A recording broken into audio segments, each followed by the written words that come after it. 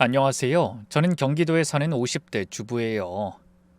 32년이라는 긴 결혼 생활을 해오면서 처음으로 이런 사연을 써보네요. 사실 저는 항상 의심보다는 믿음이 먼저라고 생각하며 살아온 사람이에요. 남편과의 관계에서도 신뢰를 무엇보다 중요하게 여겼고요. 친구들이 가끔 남편 의심하는 얘기를 할 때면 속으로 우리 남편은 절대 그럴 사람이 아니야 라고 확신했답니다.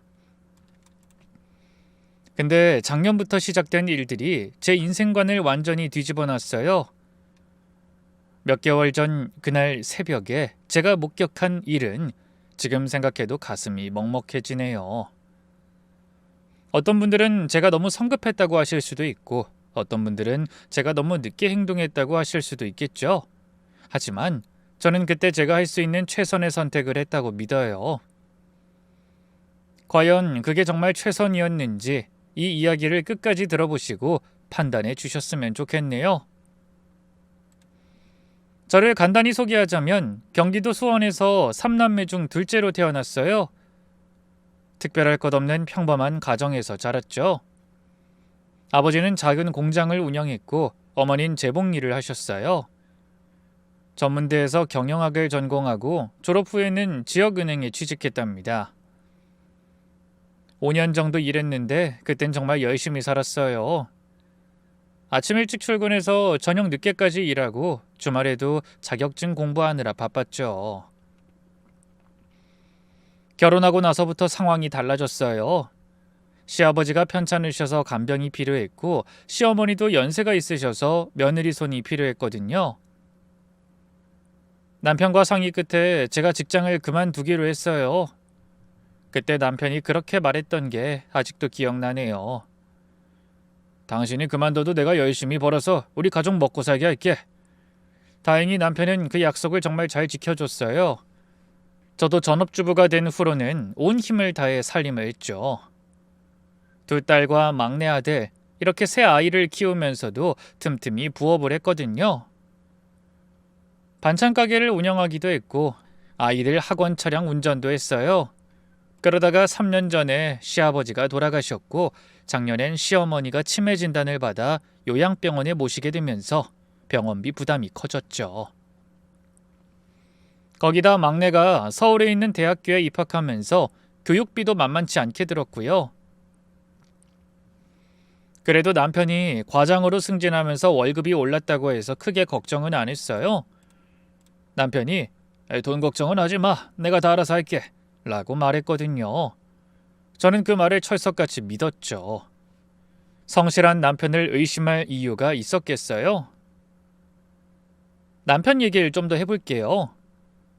남편과는 제 대학 선배 소개로 만났어요.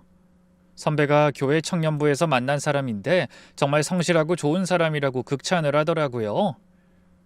아직도 첫 만남 때를 기억해요. 수원역 근처 조그만 커피숍에서 만났는데 남편이 30분이나 일찍 와서 기다리고 있더라고요. 일찍 오셨네요? 아, 네. 처음 오는 곳이라 길 헤맬까봐 일찍 나왔는데 생각보다 빨리 도착했어요. 수줍게 웃던 그 모습이 참 듬직해 보였어요. 그 당시 남편은 신입사원이었는데 매일 야근해도 불평 한마디 없는 사람이었어요. 데이트하면서도 늘 제 일정에 맞춰주고 약속 시간에 단 한 번도 늦은 적이 없었죠. 연애 2년 동안 정말 한결같았어요. 제 생일이나 기념일은 물론이고 제가 좋아하는 꽃이 뭔지, 싫어하는 음식이 뭔지까지 다 기억하고 있었답니다. 친정 부모님도 저에게 변함없이 하는 모습을 보며 남편을 무척 마음에 들어 하셨어요. 민수는 보면 볼수록 정말 믿음직한 것 같아. 너 복 받았다. 신혼 초기 우리는 수원 외곽의 작은 월세방에서 시작했어요. 보증금 500만 원에 월세 30만 원짜리 투룸이었죠. 지금 생각하면 정말 좁고 불편한 곳이었는데 그땐 그렇게 행복할 수가 없었어요. 여보, 10년만 기다려. 10년 안에 내가 우리 집 장만할 거야. 그런 거 신경 쓰지 마. 당신이랑 같이 있으면 여기가 천국이지. 그런 대화를 나누며 꿈을 키워갔죠. 그리고 정말 10년 만에 32평 아파트를 장만했어요. 계약하던 날 남편이 갑자기 눈물을 흘리더라고요. 왜 울어? 미안해서 더 빨리 집 장만해주고 싶었는데. 괜찮아. 이것도 정말 빠른 거지. 그렇게 아껴서 안 쓰고. 당신 정말 대단해. 그때 남편을 안아주면서 저도 같이 울었어요. 무뚝뚝하지만 가족을 위해서라면 뭐든 하는 사람. 그게 제가 아는 남편이었어요. 작년 가을부터였어요. 남편이 눈에 띄게 달라지기 시작한 게요. 처음엔 회사 일이 많아서 그런가 했죠.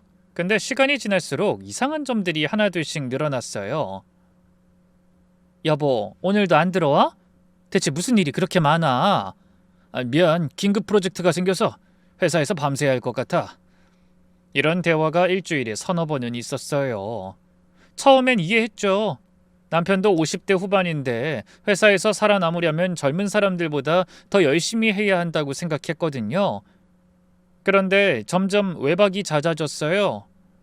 금요일마다 거래처 접대라며 새벽에 들어오거나 아예 집에도 안 들어오는 날도 많았고 주말에도 긴급 회의라며 나가기 일쑤였죠. 어느 날 새벽이었어요. 남편이 살금살금 들어와서 바로 샤워실로 들어가는 소리에 저도 모르게 잠이 깼어요. 근데 이상하게 향수 냄새가 진동하더라고요. 남편은 평소에 그런 향수를 독하다면서 절대 안 뿌리는 사람인데 말이죠. 어디 갔다 와? 깨웠어. 미안, 회식이 늦게 끝났어. 어떡해. 향수 냄새 나는데? 이 시간까지 누구랑 있었어? 2차로 노래방 갔는데 거기 향이 너무 진해서 배웠나 봐. 뭔가 석연치 않았지만 그냥 넘어갔어요. 솔직히 남편을 의심하고 싶지 않았거든요. 그 일을 시작으로 한 달쯤 지났을까요? 남편이 갑자기 외모에 신경을 쓰기 시작했어요. 새 옷을 사입고 평소 안 하던 머리 염색도 했죠. 왜 갑자기 머리를 염색해? 돈 아깝다고 절대 안 한다더니. 회사에 젊은 애들이 많이 들어와서 너무 늙어 보이면 안 되잖아. 그것도 그럴 수 있다고 생각했어요. 하지만 가장 이상했던 건 남편에게 입버릇처럼 붙은 피곤하다는 말이었어요. 같이 맥주라도 한잔하자고 해도 번번이 거절했거든요. 오늘은 정말 피곤해. 미안. 당신 요즘 맨날 피곤하다고만 하네.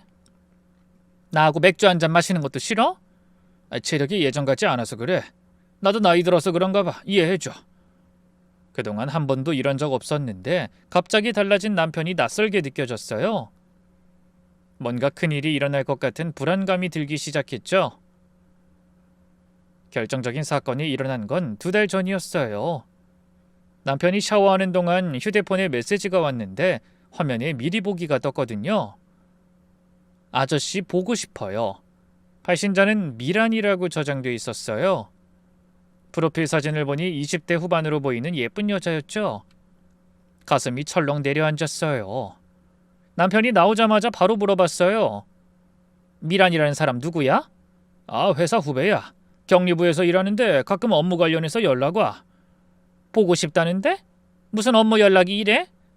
그게 아마 회식 자리에서 모든 거 아쉬워하는 거 아닐까? 별거 아니야.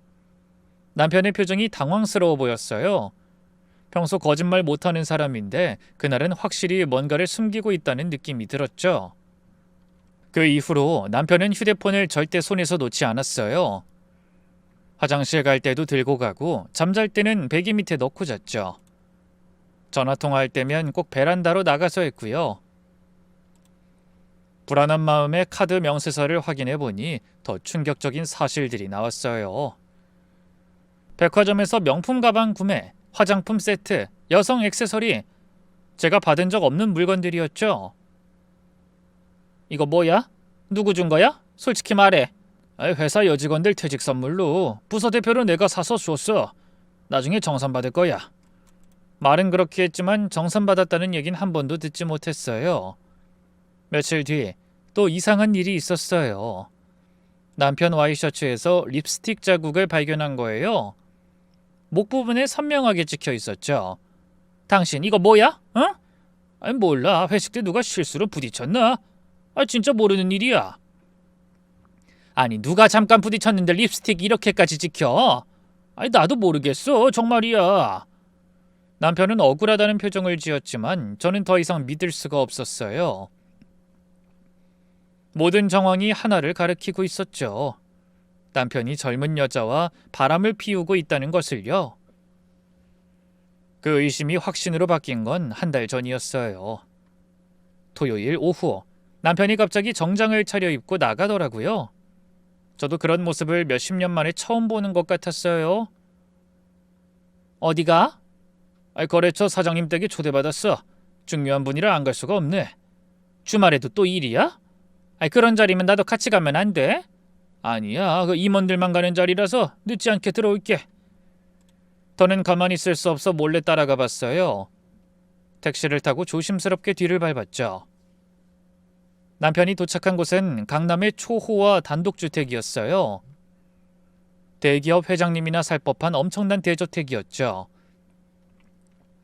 높은 담장에 정원까지 마치 드라마에서 나오는 부잣집 같았어요.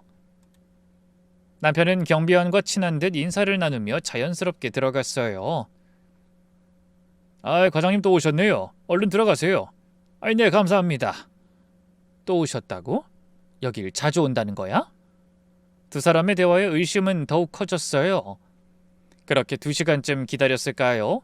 남편이 나왔는데 손에 고급 쇼핑백을 들고 있었어요. 유명 백화점 쇼핑백이었죠. 그리고 집에 와서 남편이 잠든 후 트렁크를 확인해봤어요. 쇼핑백 안에는 100만 원은 좋게 넘어 보이는 고급 와인과 명품 만년필 세트가 있었죠. 그런데 다음 날 그 선물들이 다락방에 숨겨져 있는 걸 발견했어요. 포장도 뜯지 않은 채로요. 이런 선물을 받고 왔으면 저에게 말해도 될 텐데 굳이 숨기는 이유가 뭘까? 머릿속이 복잡해졌죠. 온갖 질문을 다 꺼내서 지워가다 보니 답은 딱 하나였어요. 남편이 젊고 돈 많은 여자를 만나고 있구나. 배신감에 온몸이 떨렸죠. 답답한 마음에 가장 친한 친구 은정이에게 털어놨죠. 확실하네. 네 남편 부잣집 젊은 여자한테 빠진 거야. 사설 탐정이라도 고용해봐. 정말? 네가 들어도 그 이유밖에 없는 것 같지? 맞다니까. 너 그러다가 아무 증거 없이 거짓에서 나올 수도 있어. 그 집 부자라며. 진짜 조심해. 괜히 가서 말하지 말고 증거부터 모아서 그때 싸워. 알았지? 친구 말을 듣고 증거라도 모아둘 생각으로 사설 탐정까지 알아봤지만 비용이 너무 비쌌어요. 한 달에 300만 원은 기본이라고 하더라고요. 그래도 진실을 알아야 한다는 생각에 직접 사무소를 찾아가 봤어요.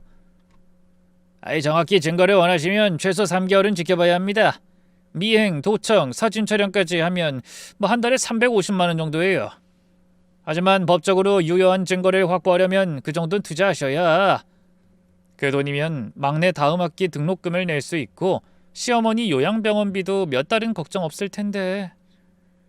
큰딸이 결혼 준비한다고 했는데 조금이라도 보태줄 수도 있고요.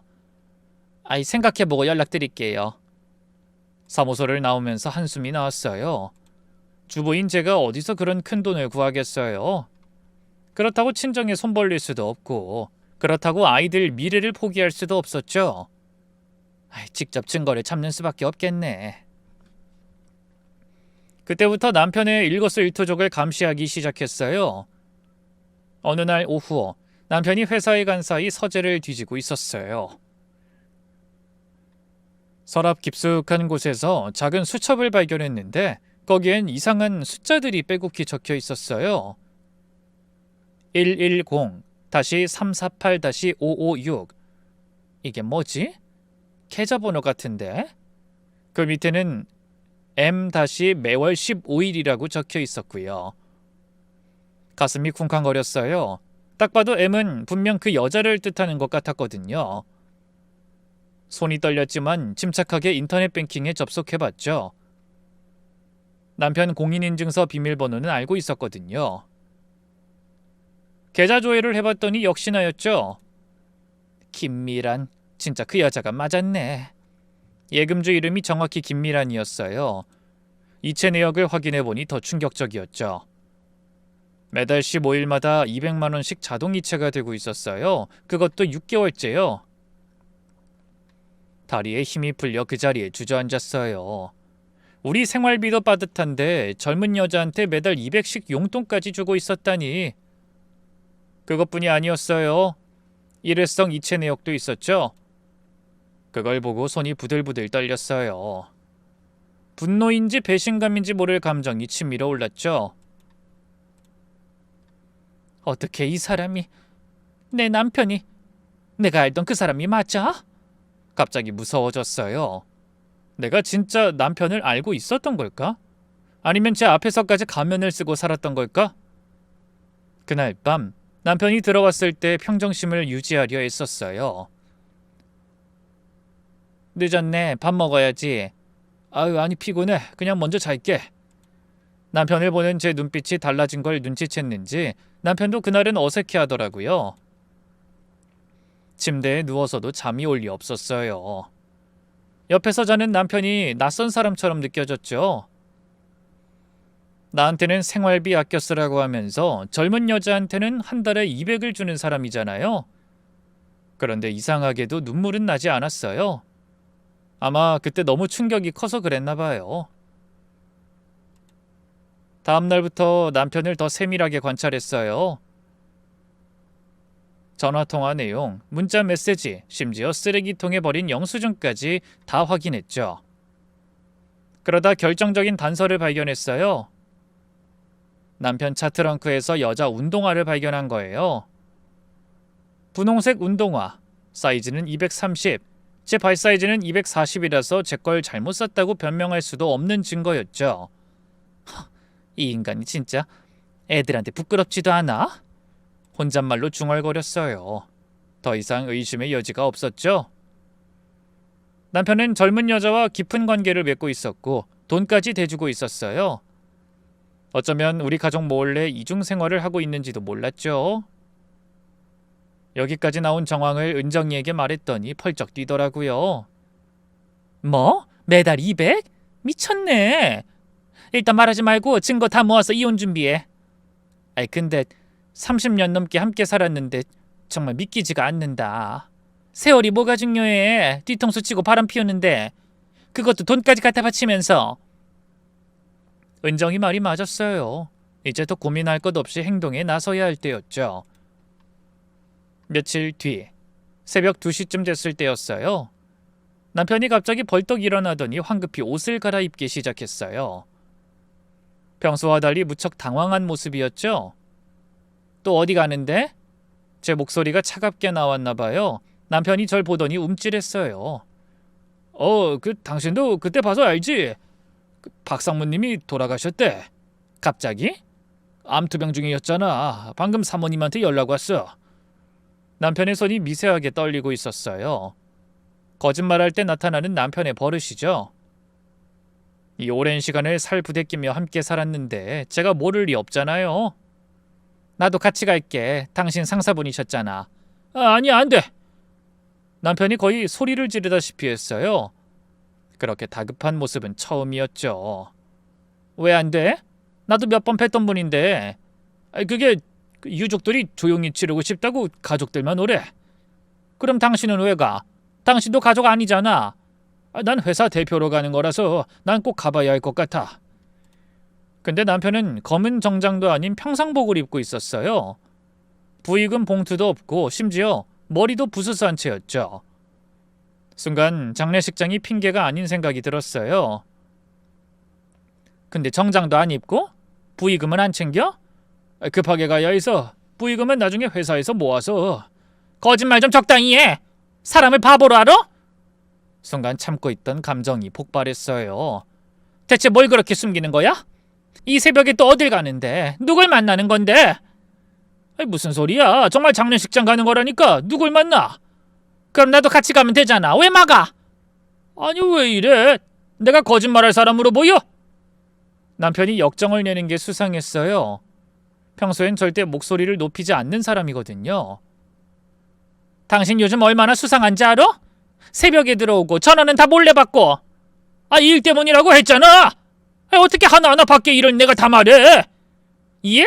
그래 중요한 일이겠지. 미란이라는 젊은 여자 만나느니. 남편의 얼굴이 하얗게 질렸어요. 뭐? 무슨? 다 알아! 매달 200만 원씩 보내는 것도 선물 사주는 것도. 그게 아니야. 뭐가 아니야? 내가 당신 아내인 게 부끄러워? 그래서 젊은 여자 만나는 거야? 제 목소리가 울먹이기 시작했어요. 옛날 생각에 분하고 억울해서 눈물이 났죠. 내가 당신 뒷바라지하고 애들 키우고 시부모 모시느라 내 인생 다 바쳤는데. 여보 진정해. 진짜 오해야. 근데 내가 지금은 정말 가봐야 돼서. 가라고! 누가 말린대? 그 여자한테 가든지 어딜 가든 마음대로 해! 남편은 뭔가 더 말하려다가 입을 다물었어요. 그리고는 현관문을 열고 나가버렸죠. 정말 장례식장이야. 나중에 다 설명할게. 문이 닫히기 전에 들린 남편의 마지막 말이었어요. 저는 거실 소파에 주저앉아 한참을 울었어요. 그러다 갑자기 오기가 생겼죠. 좋아, 오늘 다 확인하는 거야. 당신이 누굴 만나는지 어디서 뭘 하는지. 10분 후 저도 검은 옷을 입고 집을 나섰어요. 택시를 잡아 타면서 남편 차를 발견했죠. 다행히 그리 멀지 않은 곳에서 신호 대기 중이어서 따라잡을 수 있었어요. 아저씨, 저 앞에 검은색 중형차 보이시죠? 저 차 좀 따라가 주세요. 택시기사님이 백미러로 제 얼굴을 슬쩍 보더라고요. 아마 울어서 엉망이었겠죠. 남편 차를 쫓는데 심장이 터질 것처럼 뛰었어요. 처음으로 남편을 의심하고 미행하고 있다니. 제 인생이 이렇게 될 줄은 정말 몰랐어요. 저는 속으로 빌고 또 빌었죠. 제발 장례식장이 아니게. 장례식장이게. 아니야. 뭐가 됐든 진실을 알고 싶어. 머릿속이 복잡했어요. 남편이 정말 바람을 피우고 있다면 그럼 바로 이혼을 해야 하나. 여태 함께 산 정을 어떻게 하지? 우리 아이들은? 아픈 시어머니는? 예상과 달리 남편의 차는 정말로 시내 대형 병원 장례식장으로 향했어요. 진짜 장례식장이네? 아니야. 장례식장을 핑계로 여자를 만나는 걸 수도. 순간 안도감이 들었다가 다시 의심이 생겼어요. 남편이 차를 세운 곳은 정문이 아니었거든요. 건물 뒤편 직원 주차장 같은 곳이었어요. 여기서 그냥 내려주세요. 택시 요금을 급하게 내고 뛰어내렸어요. 남편은 이미 차에서 내려 건물 후문으로 들어가고 있었죠. 그런데 왜 정문으로 안 가고 조문객이 후문으로 가는지 이상했어요. 가슴이 다시 두근거리기 시작했죠. 조심스럽게 남편을 따라 건물 안으로 들어갔죠. 후문으로 들어가니 어두운 복도가 나왔어요. 병원 특유의 소독약 냄새와 함께 묘한 향냄새가 섞여 있었죠. 장례식장 특유의 그 냄새요. 남편은 복도를 빠르게 걸어가고 있었어요. 마치 이곳이 너무 익숙한 사람처럼 걸음에 망설임이 하나도 없었죠. 저는 뒤따르면서도 계속 생각이 끊이질 않았어요. 자주 와본 곳인가? 설마 여기서까지 그 여자를 만나는 거야? 남편이 엘리베이터를 탔어요. 층수를 확인하려고 가까이 갔는데 문이 닫히기 직전에 봤어요. 지하 1층 버튼에 불이 들어온 걸 말이죠.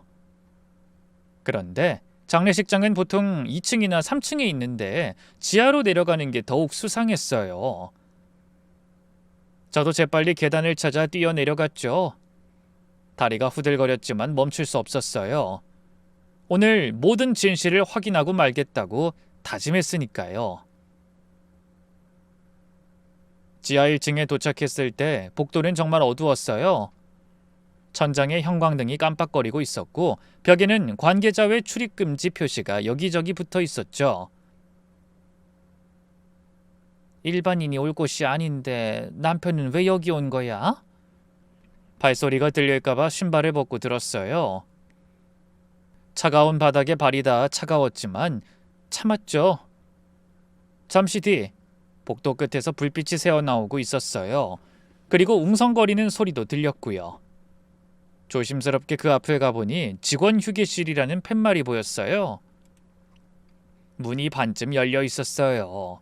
숨을 죽이고 문틈으로 안을 들여다봤는데 남편이 젊은 여자와 마주서서 이야기하고 있었어요. 그 여자는 검은색 유니폼을 입고 있었는데 얼굴은 잘 안 보였지만 목소리가 젊었어요. 아저씨, 오늘도 늦게까지 정말 수고하셨어요. 둘의 대화가 너무나 자연스러워서 가슴이 철렁했죠. 괜찮아, 미라나. 너도 힘든데 늘 신경 써줘서 고마워. 아저씨가 저한테 해준 게 얼마나 많은데요. 제가 어떻게 갚아도 모자라죠. 갚을 거 없어. 다 내가 하고 싶어서 하는 거야. 그 여자가 바로 그 미란이었어요. 드디어 현장을 잡은 거예요. 남편이 그 여자 머리를 쓰다듬는 게 보였어요. 언뜻 모르고 보면 딸을 대하듯 다정한 손길이었지만 제 눈엔 다르게 보였죠. 소름이 끼치더라고요. 아저씨, 사모님은 아직 모르시죠? 응, 아직은 말 못했어. 언제까지 숨기실 거예요? 이렇게 계속 지내는 거 너무 힘들잖아요. 괜찮아, 이미 익숙해졌어. 집에선 평범한 남편이고 여기선 뭐 이런 사람이지.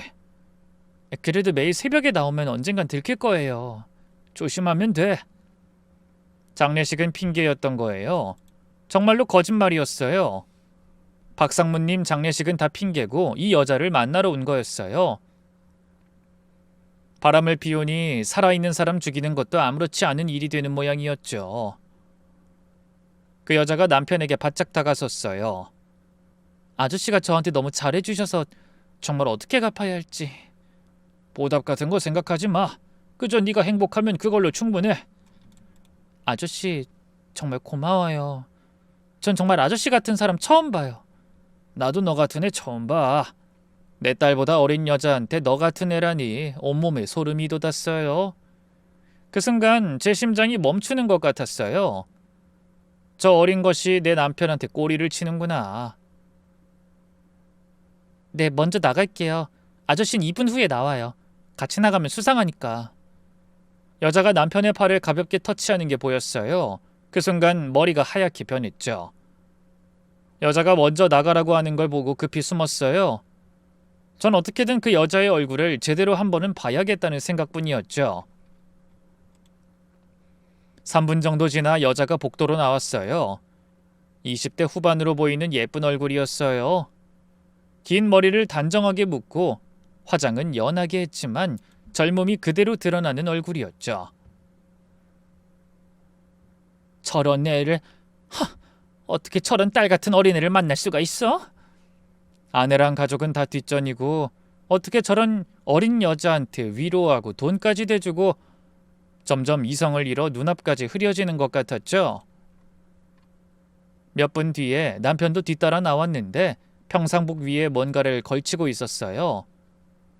어두워서 잘 안 보였지만요. 전 계속 그들을 따라 복도를 걸었죠.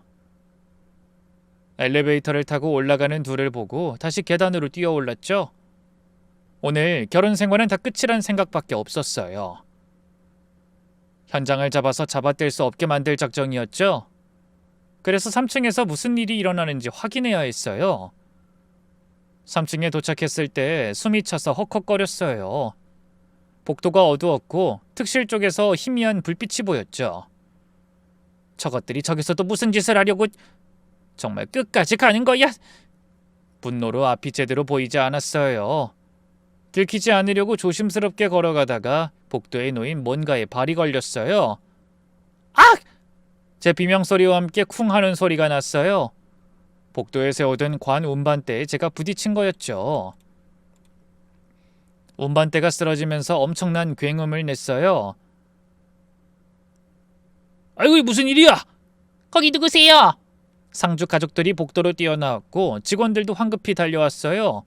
그리고 그 순간 남편과 정면에서 바로 눈이 마주쳤어요. 남편 옆엔 그 미란이라는 여자가 서 있었고요. 여보?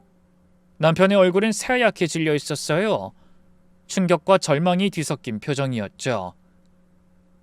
남편의 입에서 겨우 그 말이 나왔어요. 전 그동안 쌓였던 모든 감정이 폭발했어요. 여보? 지금 나한테 여보라고 할 자격이 있어? 제 목소리가 장례식장 전체에 울려 퍼졌어요. 시간이 멈춘 것 같았거든요.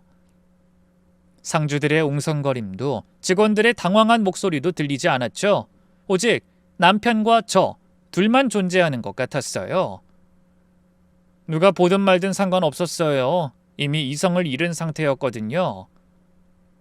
설명할게. 다 설명할게.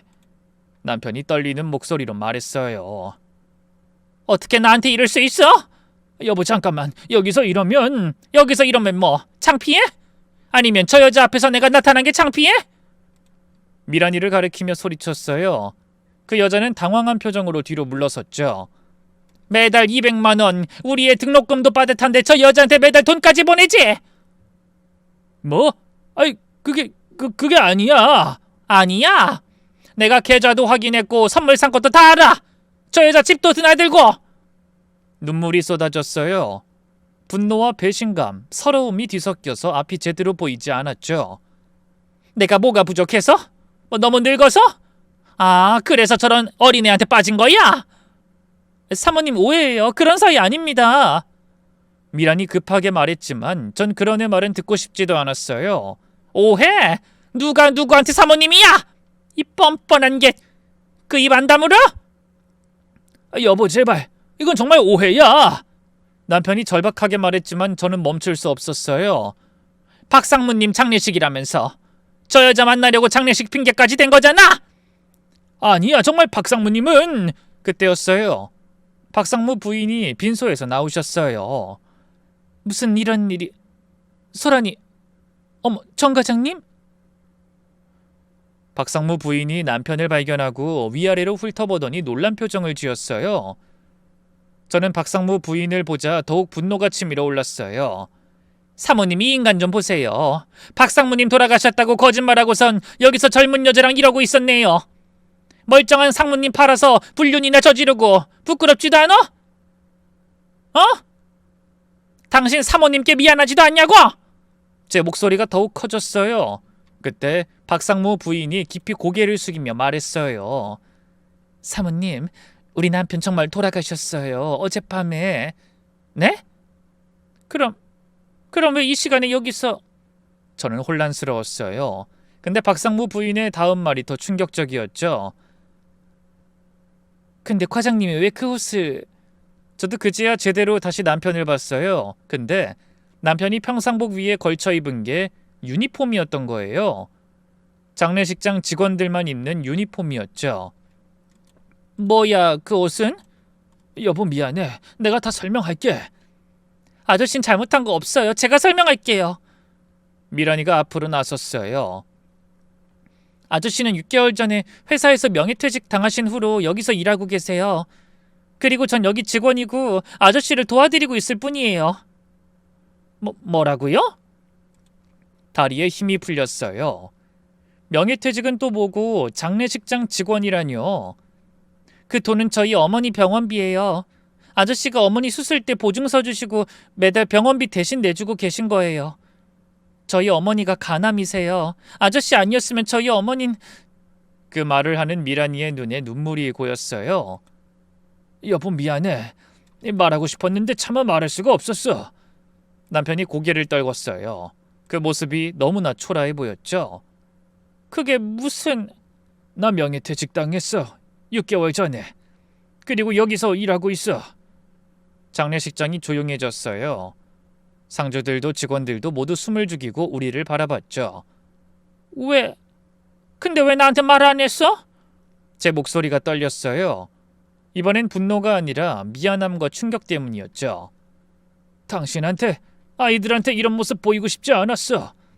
나이 50 넘어서 시체 나르는 일 한다고 어떻게 말해? 남편의 어깨가 떨리고 있었어요. 그 넓던 어깨가 이렇게 작아 보인 적이 없었죠. 젊은 사람들도 못하는 일인데 새벽 3시에 와서 아침 7시까지 운구하고... 저는 그 자리에 주저앉고 말았어요.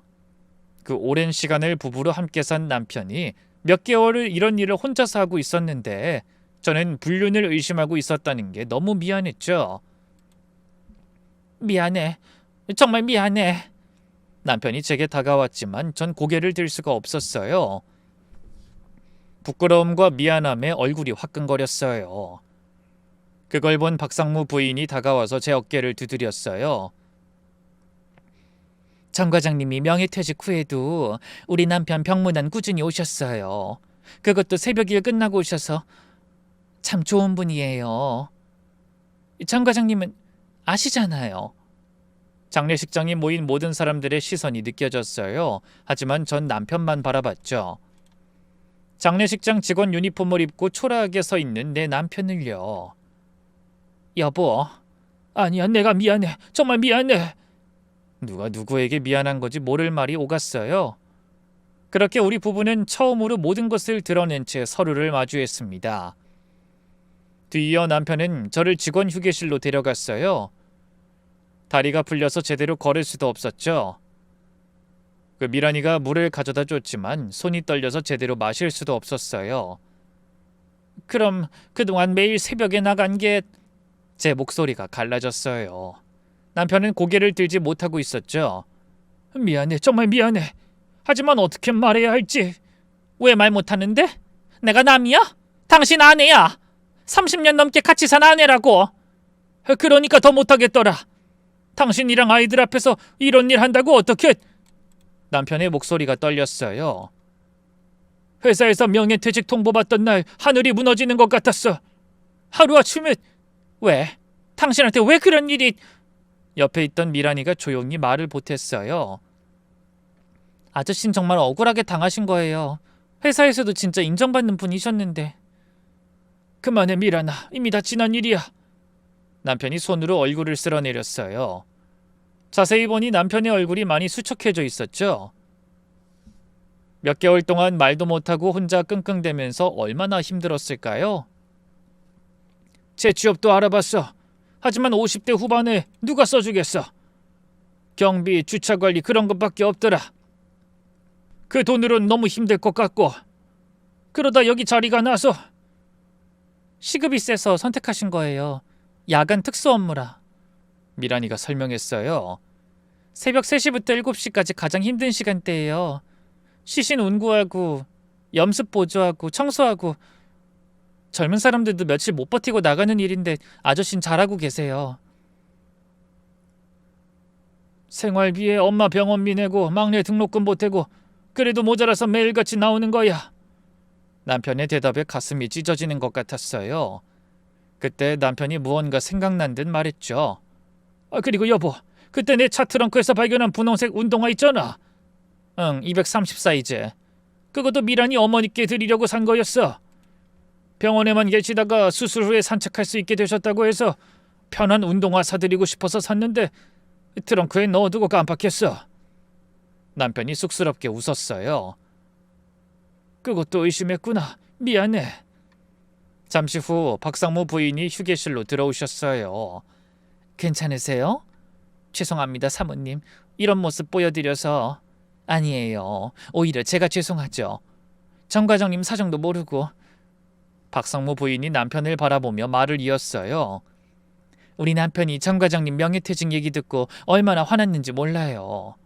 회사에서 가장 성실한 사람을 이런 식으로 내보낸다고. 부장님이 그러셨어요? 끝까지 반대했는데 위에서 결정된 일이라 본인도 어쩔 수 없었다고 하더라고요. 박상무 부인의 눈가가 붉어졌어요. 병원에 입원해서도 정 과장님 걱정만 했어요. 좋은 사람이 억울한 일 당했다고. 자기가 더 힘이 있었으면 막았을 텐데 미안하다고. 우리 남편이 떠나기 전날 밤에 제 손잡고 울었어요. 자기 때문에 고생한다고. 마지막까지 그 생각뿐이었어요. 박상무 부인이 손수건으로 눈물을 닦았어요. 그리고 어제 돌아가시기 전에 과장님께 꼭 전하라고 하신 말이 있어요. 부장님이요?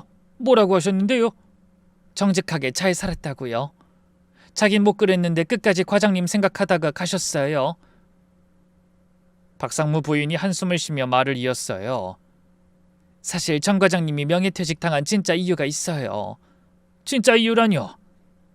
우리 남편이 죽기 전에 고백했어요. 회사에서 큰 비리가 있었다고.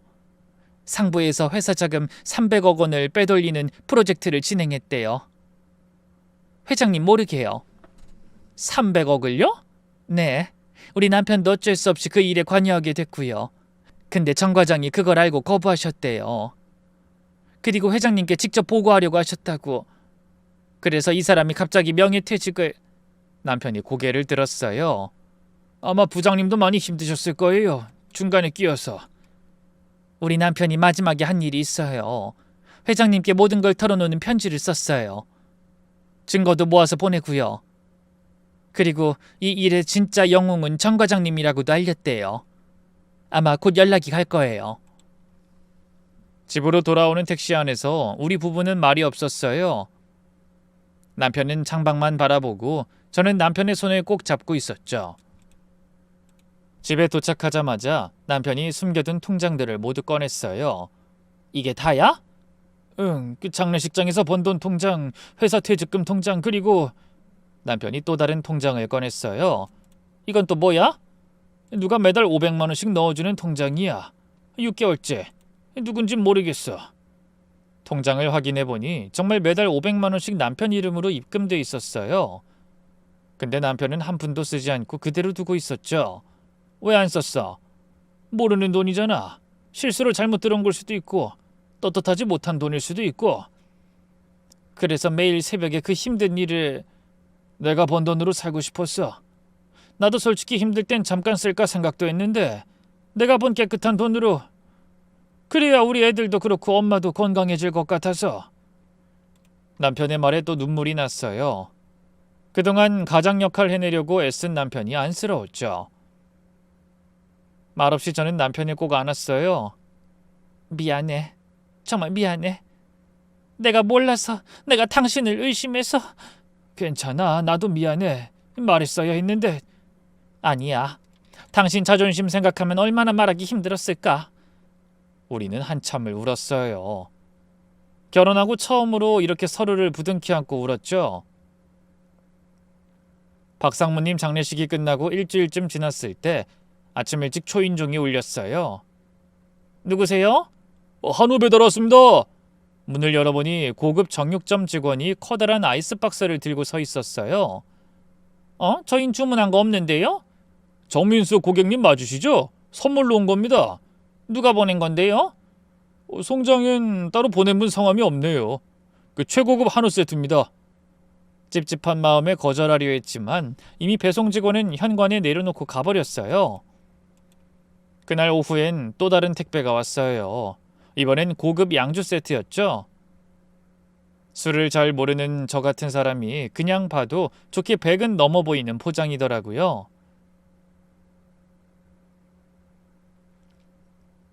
여보, 아침부터 이걸 누가 보낸 거지? 당신 지인 아니야? 몰라, 나도 모르겠어. 다음 날엔 더 황당했어요. 백화점에서 온 과일 바구니와 건강식품 세트, 심지어 정장 상품권까지. 하늘에서 선물이 뚝 떨어지는 기분이었죠. 하지만 불안한 마음에 손도 못 대고 그대로 두고 있었어요. 이거 뭔가 잘못 온 거 아니야? 받는 사람이 정확하긴 한데 근데 도대체 누가... 사흘 동안 계속된 선물 폭탄에 우리 부부는 불안해지기 시작했어요. 그리고 5일째 되던 날 초인종이 또 울렸죠. 문을 열어보니 깔끔한 검은 양복을 입은 중년 남자가 서 있었어요.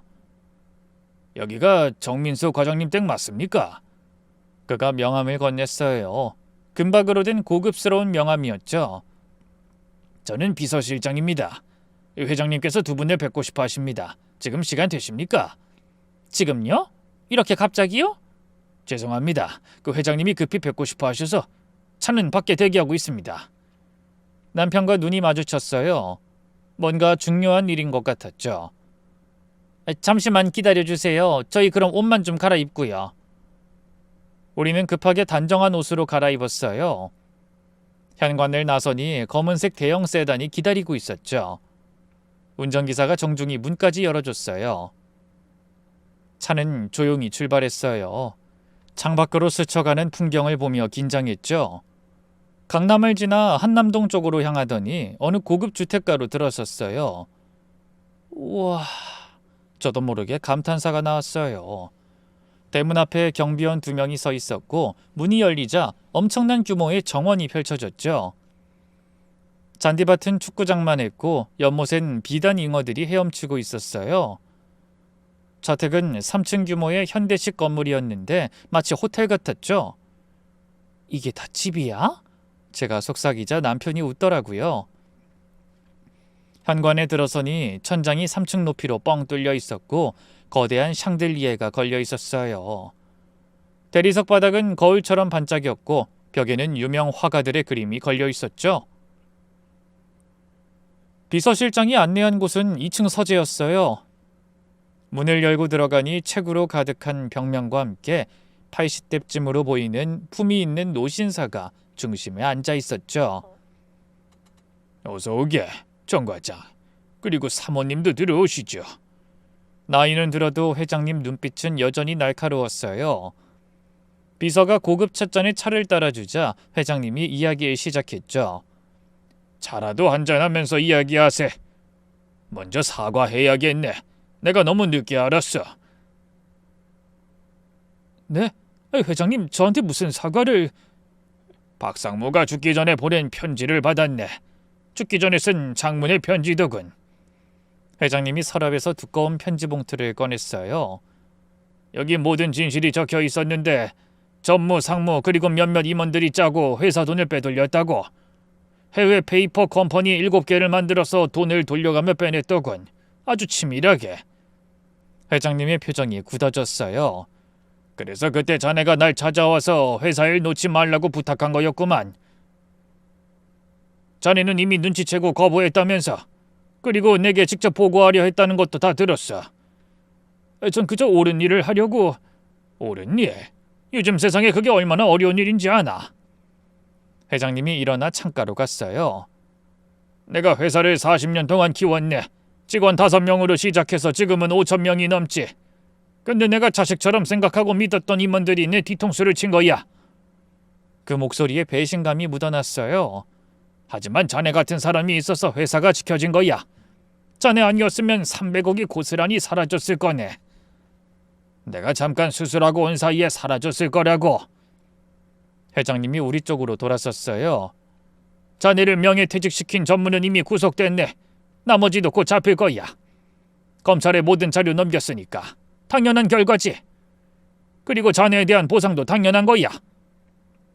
그러더니 회장님이 책상으로 돌아와 서류를 꺼냈어요. 자네를 복직시키려고 하는데... 아닙니다, 회장님. 전 이제... 그래, 그게 더 좋을 수도 있겠군. 그럼 대신에 이건 거절하지 말고 꼭 받아야 해. 회장님이 수표 뭉치를 꺼냈어요. 우리 부부가 동시에 놀랐죠. 20억이네. 자네가 지킨 300억의 일부라도 보상하고 싶어. 20억이요? 저는 숨이 멎을 것 같았어요. 그런 돈을 만져볼 거라고도 생각을 못했으니까요. 아니요, 이거 너무 큰 돈입니다. 받을 수 없습니다. 당연한 일을 했을 뿐입니다. 남편이 거절하려 하자 회장님이 손을 들어 말렸어요. 정 과장, 내 나이 84이네. 이 나이에 돈이 무슨 의미가 있겠나. 하지만 자네처럼 정직한 사람이 정직하게 살 수 있도록 돕는 건 의미가 있지. 회장님이 수표를 남편 손에 쥐어줬어요. 그리고 이건 절대 보상이 아니야. 투자라고 생각하게. 정직한 사람에 대한 투자. 그러더니 회장님은 또 다른 봉투를 꺼냈어요. 자네 자녀들 장학금이네. 내가 대학 졸업까진 모두 학비 지원하겠네. 그건 정말로 안 됩니다. 이미 충분하지 않아. 자네가 당한 고통을 생각하면 이것도 부족해. 회장님이 제게로 시선을 돌렸어요. 사모님, 참 훌륭한 남편 두셨소. 이런 사람이 진짜 진국이지. 돈 몇 푼에 영혼을 파는 사람들과는 다른 사람이야. 그리고 그동안 보낸 선물들 너무 작은 성이라 미안합니다만 그래도 받아주세요. 그럼 그 선물이 다 회장님이 보내신... 회장님이 일어섰어요. 자네가 장례식장에서 새벽마다 일한 걸 뒤늦게 알았네. 그동안 얼마나 힘들었을까. 내가 좀 더 일찍 알았더라면... 40년 동안 회사를 운영하면서 많은 직원을 봤지만 자네처럼 정직한 사람은 처음이야. 그런 자네를 지키지 못한 내 책임도 크네. 회장님의 눈가가 붉어졌어요. 아니야. 내가 회사를 제대로 관리했다면... 아무튼 이제라도 바로 잡아야지. 앞으로 회사는 자네 말대로 투명하게 운영할 거네. 정직한 자네처럼 말이야. 마지막으로 회장님은 우리를 현관까지 배웅하며 말했어요. 무슨 일이든 시작하면 나도 꼭 초대하게. 내가 뭐라도 도움이 되겠네. 영광입니다, 회장님. 이것도 저희한텐 정말 과분합니다. 돌아오는 차 안에서 우리 부부는 말을 잃었어요. 20억이라는 거금이 든 봉투를 보며 실감이 나지 않았죠. 여보, 이거 진짜야? 꿈 아니지? 우리 평생 걱정 없이 살 수 있는 돈이잖아. 근데 여보, 난 그래도 계속 일할 거야. 정직하게, 당당하게. 그래야 애들도 배우지. 남편의 말에 손을 꼭 잡았어요. 우리가 그날 받은 건 돈이 아니었어요. 여태 정직하게 살아온 남편에 대한 인정이었고 우리 가족의 새로운 시작이었죠. 얼마 뒤 아이들을 집으로 모두 불렀어요. 큰딸, 둘째 딸, 막내 아들까지. 아빠가 너희들한테 할 말이 있다. 남편이 모든 걸 털어놨어요. 명예퇴직, 장례식장 일, 그리고 회장님 이야기까지. 근데 이 말을 들은 아이들의 반응은 예상 외였죠. 아빠, 우리도 알고 있었어요. 뭐? 알고 있었다고? 한 달 전쯤에 아빠 차 다른 방향으로 가는 거 봤어요. 회사 아닌 데로 가길래. 근데 왜? 아빠 자존심 지켜드리고 싶었어요. 언젠간 직접 말씀하실 거라고 믿었고요. 둘째도 고개를 끄덕였어요. 저도 눈치챘어요. 아빠가 새벽에 나가고 옷에서 향냄새 나는 것도 이상해서. 그때 막내가 갑자기 일어나더니 남편을 꼭 안았어요. 아빠, 우리 때문에 그런 힘든 일 하신 거잖아요. 죄송하고 감사해요. 얘들아, 진짜 다 컸구나. 울먹이는 남편을 보며 큰딸이 말했어요. 이제 그만두세요. 회장님이 주신 돈도 있고 이제 우리도 돈 벌 수 있어요. 아빠, 이제 엄마 아빠 행복했으면 좋겠어요. 그동안 너무 고생하셨잖아요. 아이들의 말에 우리 부부는 또 울었어요. 아이들이 이렇게 성숙했다니. 한 달 후 우리는 고민 끝에 그 돈으로 작은 카페를 열었어요. 카페 이름은 아이들이 지어줬죠. 정직하다는 뜻을 담은 이름으로요. 카페는 아담했지만 깔끔했어요. 남편이 직접 인테리어도 하고 메뉴도 개발했죠. 개업 첫날 놀라운 일이 일어났어요. 남편과 함께 일하던 장례식장 동료들이 모두 찾아온 거예요. 아이 정 반장님, 아니 이제 사장님이시네요? 아이 축하드려요. 카페 사장님이 딱이었네요. 미란 씨도 어머니와 함께 찾아왔어요. 어머니는 수술 후 많이 좋아지셨더라고요. 정말 감사합니다. 아저씨 은혜 잊지 않을게요. 저 시킬 일 있으면 언제든 부르세요. 아니에요. 저도 미란 씨 덕분에 많이 배웠어요. 우리 소식을 들은 회장님도 단골이 되어 일주일에 2-3번은 들르기 시작했어요. 여기 커피가 이름처럼 맛도 참 정직해. 농담처럼 하는 말이었지만 진심이 느껴졌죠. 카페를 운영한 지 벌써 3개월이 지났어요. 지금도 가끔 그날들을 떠올려요. 남편을 의심하고 미행하고 장례식장에서 소란 피우던 날을요. 그런 우리는 이제 카페에서 함께 붙어서 일해요. 남편이 커피를 만들면 저는 손님을 맞이하죠. 박상무 부인도 모임이 있을 때마다 꼭 우리 카페로 오세요. 과장님, 아니 이제 정 사장님이네요. 우리 남편이 하늘에서 더 기뻐할 거예요. 이것도 다 부장님 덕분이에요. 끝까지 진실을 밝혀주셔서. 아니에요. 정 사장님이 정직하게 사셨기 때문이죠. 요즘 남편은 예전보다 훨씬 밝아졌어요. 떳떳하게 일하고 정직하게 살 수 있어서 행복하다고 하죠. 그리고 여전히 그때 이야기를 하면 이렇게 말하곤 해요. 여보, 근데 장례식장 일도 나름 의미 있었어. 나한테 참 좋은 기억이야. 응? 무슨 의미? 마지막 길을 정성껏 모셨다는 자부심? 그리고 미란 씨 어머니도 도울 수 있었고. 아유 참, 당신 정말 대단하다니까. 당신이 더 대단해. 그런 남편을 지금까지 참아준 거. 우린 웃었어요. 이제는 진짜 웃을 수 있었죠. 오늘도 카페 문을 열며 생각해요. 정직하다는 카페 이름처럼 정직하게 살아가자고요. 가끔 우리 카페 이름을 묻는 사람들에게 남편은 웃으면서 이렇게 대답하곤 해요. 정직하게 살면 언젠간 보상받는다고 믿거든요. 끝까지 정직하게 살려고 노력한 사람, 바로 그게 제 남편이었어요. 요즘 그런 생각을 자주 해요. 부부란 뭘까?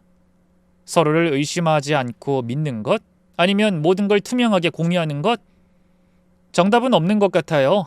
다만 우리 부부가 배운 건 때로는 상대를 위한 거짓말도 있고 때로는 진실이 더 큰 상처가 될 수도 있다는 거예요. 남편은 자존심 때문에 가족을 위해 거짓말했어요. 저는 남편을 믿지 못해 의심했죠. 혹시 저처럼 배우자를 의심하고 계신 분이 있다면 한 번 더 생각해 보세요. 그 사람이 숨기는 이유가 뭘까? 저는 큰 실수를 했지만요. 마지막으로 여러분께 딱 한 가지를 말씀드리고 싶어요. 우리 남편처럼 가족을 위해 자존심을 버리고 묵묵히 희생하는 사람들이 있을 수 있다는 걸요. 그리고 무엇보다 서로를 믿는 것이 때로는 진실을 아는 것보다 중요할 수 있다는 걸요. 제 솔직한 이야기가 여러분께 작은 위로가 되길 바랍니다.